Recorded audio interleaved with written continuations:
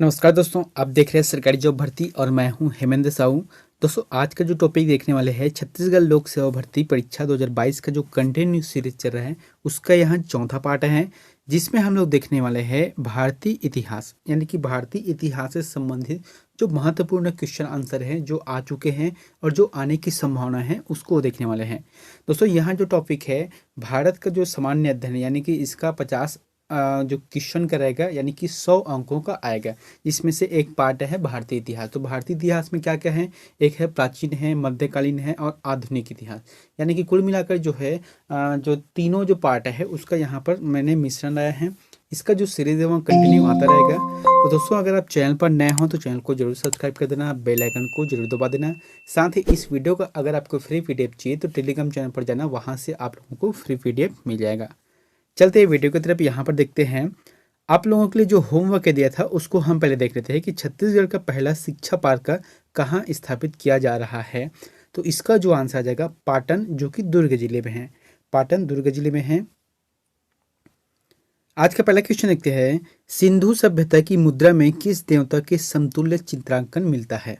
आपको ये बताना है कि सिंधु सभ्यता की जो मुद्रा प्राप्त हुई है उसमें किस देवता की जो समतुल्य चित्रांकन मिलता है। इसका जो जवाब आ जाएगा, जैसे कि ऑप्शन क्या है, आद्य शिव है, आद्य ब्रह्मा है, आद्य विष्णु है, आद्य इंद्र है। दोस्तों, मैं जब आप लोगों को प्रश्न बताता हूँ एक बार दो बार या ऑप्शन कभी कभी पढ़ता हूँ तो इसमें जो है आप अपने हिसाब से एक बार टिक लगा के देखना और लास्ट में ये बताना है कि कमेंट में कितना सही आया है। ठीक है, यहाँ पर इसका जो जवाब आ जाएगा आद्य शिव सही रहेगा। दूसरा प्रश्न है, हड़प्पा के मिट्टी में बर्तनों पर सामान्य किस रंग का उपयोग हुआ था। यानी कि जो हड़प्पा कालीन जो सभ्यता हुए है उसमें जो मिट्टी प्राप्त हुई है उसमें किस रंग के जो है किस रंग का उपयोग हुआ था, यानी कि जो मिट्टी के बर्तन बने थे उसमें किस रंग का प्रयोग हुआ है। ऑप्शन है लाल, नीला, हरा, पांडु या फिर नीला। सही जवाब क्या जाएगा, लाल रहेगा। लाल रंग का यहाँ प्राप्त हुए हैं। तीसरा प्रश्न है, सिंधु सभ्यता निम्न में से किस युग में पड़ता है। तो सिंधु सभ्यता जो है किस युग में पड़ता है, यहाँ पर जो ऑप्शन दिए गए हैं उसमें इसका जो जवाब आ जाएगा इसका जो आंसर आ जाएगा आद्य ऐतिहासिक काल। ये रहेगा चौथा रहेगा। आद्य ऐतिहासिक काल की श्रेणी में रखा गया है, उसके युग में पड़ता है। वहाँ कौन से, सिंधु घाटी सभ्यता है। दोस्तों, सिंधु घाटी सभ्यता की एक चीज बताओ, यहाँ पर जो सौरमान्य थी ये कब से है। इसका जो है रेडियो कार्बन डेटिंग C14, इसमें जो जब इसका जो समय निर्धारित किया गया है उस आधार पे 2350 से जो है 1750 तक माना गया है। ये ईसा पूर्व की बात है। ठीक है, इतने समय को यहाँ सर्वकालीन जो है समय के रूप में माना गया है। चौथा प्रश्न है, हड़प्पा के काल का तांबे का रथ किस स्थान से प्राप्त हुआ है। तो हड़प्पा जो सभ्यता चल रहा था उस समय जो तांबे के रथ है तो उस तांबे के रथ का जो अवशेष है वहाँ किस स्थान से प्राप्त हुआ है। इसका जो आंसर आ जाएगा दैमाबाद से प्राप्त हुआ है, इसलिए इसका जो आंसर रहेगा वहाँ तीसरा रहेगा। पांचवा प्रश्न है, ऋग्वेद में संपत्ति का प्रमुख रूप क्या है। दोस्तों, जैसे कि अभी देखा जाए तो अभी क्या है, संपत्ति का प्रमुख रूप क्या है, जैसे कि मुद्रा है। ठीक है, जैसे कागजी मुद्रा है या फिर कह सकते हैं सोना चांदी हीरा मोती, ये सभी क्या है जो है संपत्ति का प्रमुख रूप है। जब ऋग्वेद चल रहा था तो ये सब के महत्व नहीं था। उस समय क्या था, इसका जो आंसर रहेगा गोधन। जिसके पास ज़्यादा गाय थी वही जो है अमीर कहलाता था। जैसे कि जिसके पास ज़्यादा गाय थी वहाँ जो है संपत्ति में सबसे संपन्न थे, वहाँ अमीर व्यक्ति की श्रेणी में इसको गिना जाता था। छठा प्रश्न है, ऋग्वेद में किस मंडल में शूद्र का उल्लेख पहली बार मिलता है। दोस्तों, बहुत ही अच्छा प्रश्न है। देखो, ऋग्वेद में 10 मंडल है, 1 से लेकर 10 तक मंडल है। ठीक है, उस 10 मंडल में से आपको ये बताना है कि जो शूद्र शब्द का उल्लेख है वहाँ किस स्थान पर मिलता है। इसका जो आंसर जाएगा वहाँ 10वें मंडल में मिलता है। हम सभी ने इस बात को पढ़ा है कि जो ब्रह्मा जी है उसके जो है 4 पार्ट हुए थे। जैसे कि इसके मुख से क्या है जो है ब्राह्मण जो है आए थे। ठीक है, उसके बाद जो भुजा से क्षत्रिय पैदा हुए थे, उसके बाद जंघा से वैश्य पैदा हुए थे और चरणों से उसके शूद्र पैदा हुए थे। यही जो है इसका शूद्र का उल्लेख 10वें मंडल में मिलता है। इसी प्रकार के वर्णन उसमें कहा गया है। सातवां प्रश्न है, किस देवता के लिए ऋग्वेद में पुरंदर शब्द का प्रयोग हुआ है। बहुत ही अच्छा प्रश्न है और ये हमेशा पूछे जाते हैं। इसका थोड़ा सा डिटेल बताता हूँ। ठीक है, यहाँ पर क्या बोला गया है कि किस देवता के लिए ऋग्वेद में पुरंदर शब्द का प्रयोग हुआ है। तो इसका जो जवाब क्या जाएगा, इंद्र के लिए हुआ है। दोस्तों, ऋग्वेद में जो है लगभग सॉरी लगभग 250 शब्दों का 250 शब्द इंद्र शब्द का प्रयोग हुआ है, मतलब 250 बार इंद्र शब्द का प्रयोग हुआ है। ठीक है, उसके बाद लगभग 200 शब्द जो है अग्नि के लिए प्रयोग हुआ है। इतना आपको याद रखना है। ठीक है, प्रश्न आता है कभी कभी इंद्र के लिए कितना शब्द प्रयोग हुआ है, तो 250 शब्द प्रयोग हुआ है। और जो ऋग्वेदिक कालीन हुए थे उसमें सिंधु नदी को सबसे पवित्र नदी के रूप में माना गया है, ना कि गंगा नदी को। सिंधु नदी को पवित्र रूप में माना गया है। उसके बाद 8वां है उज्जैन का प्राचीन नाम था। तो उज्जैन का जो प्राचीन नाम था वह कौन सा था? जैसे कि अवंतिका है, तक्षशिला है, काव्य कुंज है, धान्यकटक है। इसका जो आंसर आ जाएगा अवंतिका के रूप में इसका प्राचीन नाम था। 9वां प्रश्न है मगध की प्रथम राजधानी कौन सी थी? आपको ये बताना है जो मगध साम्राज्य हुए थे उसकी प्राचीन राजधानी कौन सी थी। इसका जो जवाब आ जाएगा गिरिब्रज और राजगृह है। दोस्तों यही जो नाम है वहाँ दोनों एक ही है, गिरिब्रज हो सकता है या फिर राजगृह, ये दोनों नाम को दिया गया है। दोस्तों आप लोगों से कहना चाहता हूँ कि वीडियो अच्छा लग रहा है तो वीडियो को जरूर लाइक कर देना, और चैनल पर नए हो तो फिर चैनल को भी सब्सक्राइब कर देना। ठीक है, यहाँ जो कंटिन्यू सीरीज चल रहा है, जब तक 12 फरवरी को एग्ज़ाम नहीं जाता तब तक यहाँ कंटिन्यू आते रहेगा। आप लोगों के लिए बहुत ही हेल्पफुल होगा। किसी वीडियो में आप लोगों को 25 में 30 में या फिर किसी में 40 से 50 क्वेश्चन आंसर आपको मिलेगा। तो कुल मिलाकर मैंने एवरेज जो है 30 क्वेश्चन का माना है। ठीक है, इसके बाद हम देख लेते हैं एक चीज़ क्या है कि बुद्ध के जन्म के पूर्व 6वीं शताब्दी में ईसा पूर्व में भारतवर्ष में 16 महाजनपदों का उदय हुआ था, या फिर यूँ कह सकते हैं कि 16 जनपदों का उदय हुआ था। उसमें से जो एक था कौन है? मगध है। तो मगध की राजधानी क्या यहाँ पर क्या थी? गिरिब्रज या फिर राजगिरी थी। ठीक है, यहाँ पर अब हमको देखना है कि जो 16 जनपदों का उदय हुआ है इसका जो जानकारी है, इसकी जानकारी है हमें बौद्ध ग्रंथ के आगुंतुक निकाय से मिलता है। प्रश्न आते हैं कभी कभी कि 16 महाजनपदों का जो उल्लेख है वहाँ कहाँ से मिला है, तो बौद्ध ग्रंथ के आगंतुक निकाय से मिला है। 10वां प्रश्न है सारनाथ में बुद्ध का प्रथम प्रवचन कहलाता है। तो सारनाथ में जो है प्रथम पहली बार जो है इन्होंने प्रवचन दिया है, इतना तो बात पक्का हो गया। अब उस जो प्रवचन दिया है उसे क्या कहा जाता है? तो बौद्ध धर्म में यानी कि बौद्ध जो संस्कृति है उसमें उसे कहा जाता है धर्म चक्र प्रवर्तन कहा जाता है। धर्म चक्र प्रवर्तन कहा जाता है उसे। 11वां प्रश्न है बुद्ध के गृह त्याग का प्रतीक है। तो गौतम बुद्ध के जब गृह त्याग किए थे, अपने घर को छोड़कर संन्यास धर्म के लिए अपनाए थे, तो उसे क्या कहा जाता था? उसको प्रतीक चिन्ह क्या दिया था? इसका जो आंसर आ जाएगा घोड़ा रहेगा। 12वां प्रश्न है निम्न में से किस नगर में प्रथम बौद्ध संगीत या फिर कह सकते हैं कि सभा आयोजित की गई थी? दोस्तों ये बौद्ध संगीत वाला जो प्रश्न हमेशा आते ही है, खासकर से इसका दो पॉइंट बनता है। एक तो है इसका जो स्थान पूछेगा या फिर इसके जो अध्यक्ष है उसको पूछता है। तो अभी फिलहाल क्या बोला गया है? प्रथम बौद्ध संगीत का जो आयोजन है वहाँ कहाँ पर किया गया था? इसका जो आंसर आ जाएगा राजगृह में किया गया था। अब देख लेते हैं यहाँ पर जो है अभी तक जो है बौद्ध धर्म में 4 संगीत हुआ है, बौद्ध की जो सभा हुआ है 4 हुआ है। ठीक है, अब वो कौन कौन से इसको भी देख लेते हैं। सबसे पहली बात तो क्या है, प्रथम बौद्ध संगीत जो कि 483 ईसा पूर्व में हुआ है, स्थान कहाँ है? राजगृह है। और इसके अध्यक्ष हुए थे महाकश्यप हुए थे, और शासनकाल हुए थे अजात शत्रु के शासनकाल में यहाँ हुए थे। द्वितीय बौद्ध संगीत जो है उसके जस्ट 100 साल बाद जो है 383 ईसा पूर्व में वैशाली में हुए हैं, जिसके अध्यक्ष कौन हुए थे? सबाकामी हैं, और शासनकाल हुए थे कालाशोक का है। तृतीय बौद्ध संगीत, तो तृतीय बौद्ध संगीत का आयोजन है वहाँ 255 ईसा पूर्व में हुआ है, जो कि पाटलिपुत्र में, और मोगलीपुत्र इसका जो अध्यक्ष बने थे, और शासनकाल हुए थे अशोक के हुए थे। और चतुर्थ बौद्ध संगीत का आयोजन जो है ईसा जो ईसवी की पहली शताब्दी है ना, ईसा पूर्व नहीं है, ईसवी की पहली शताब्दी में हुआ है कुंडलवन में। कुंडलवन यानी कि आज के जो कश्मीर है, और इसके अध्यक्ष कौन हुए थे? वासुमित्र हुए थे, और शासनकाल जो है कनिष्क का शासनकाल है। अगला प्रश्न है आजीवक संप्रदाय के संस्थापक कौन थे? तो आजीवक संप्रदाय के संस्थापक कौन थे? इसका जो आंसर जाएगा मखली गोसाल। मखली गोसाल इसके आंसर रहेगा।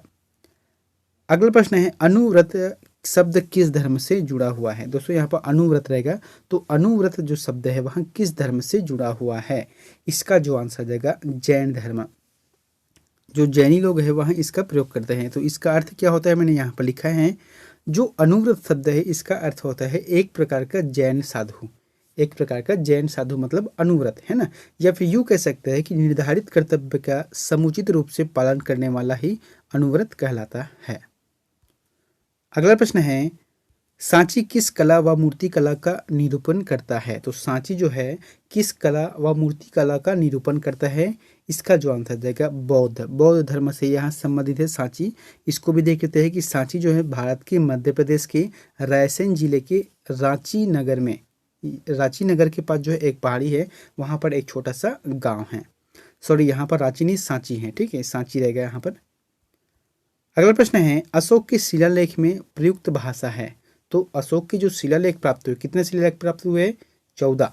तो 14 में से जितने भी शिलालेख प्राप्त हुए उसमें प्रयुक्त जो भाषा का उपयोग किया गया था वह कौन सी भाषा है? इसका जो आंसर है प्राकृतिक भाषा का उपयोग किया है। अगला प्रश्न है, प्राचीन काल में कलिंग का महान शासक कौन था? बहुत अच्छा प्रश्न है। जो कलिंग का महान शासक कौन था? जैसे कि इसका जो आंसर जाएगा वहाँ खारवेल रहेगा। दोस्तों कलिंग जो है हम लोगों ने पढ़ा भी है, जो अशोक हुए थे, ठीक है, उसके जो 13वें शिलालेख है उसमें भी बोला गया है कि उसके जो कलिंग युद्ध में उन्होंने भारी रक्तपात को देखते हुए संन्यास धर्म को अपनाया है। साथ ही जो युद्ध ना करने की बात की है, उसके बाद जो 14वें शिलालेख है उसमें जनता को भी इसमें जोड़ने की बात कही गई है। तो कुल मिलाकर जो कलिंग है वहाँ इसके महान शासक कौन हुए थे? खारवेल हुए थे। अगला प्रश्न है, गुप्त वंश का वह राजा कौन था जिसने हुनों को भारत पर आक्रमण करने से रोका था?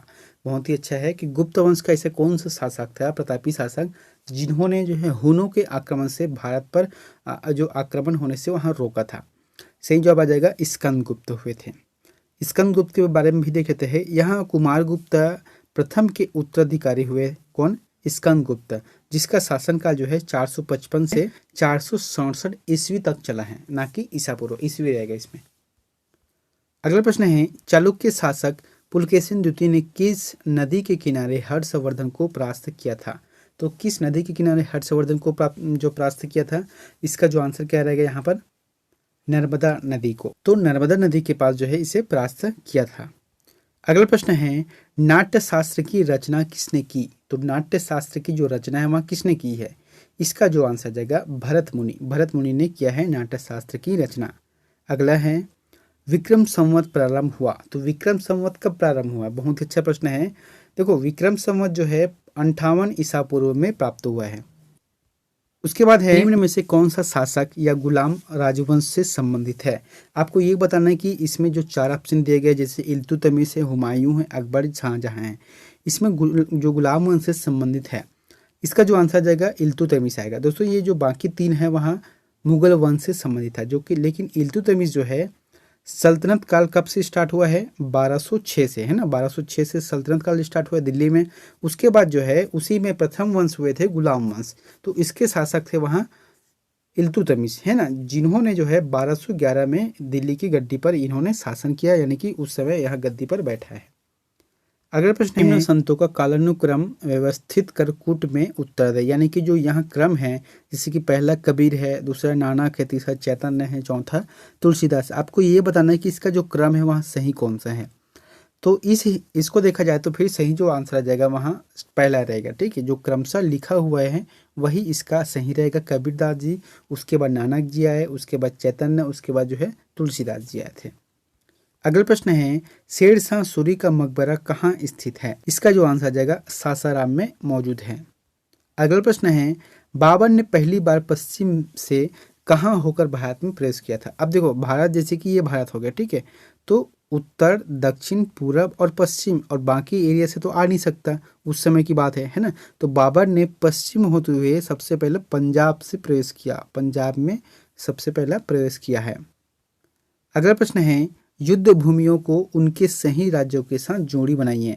यानी कि एक तरफ है युद्ध भूमियाँ, एक तरफ है उनके राज्य। अब आपको सही बताना है कि इसमें सही कौन सा है। तो देखते हैं यहाँ पर जो हल्दी घाटी वह राजस्थान से संबंधित है, पानीपत जो है हरियाणा से है, बक्सर बिहार से है और प्लासी जो है पश्चिम बंगाल से।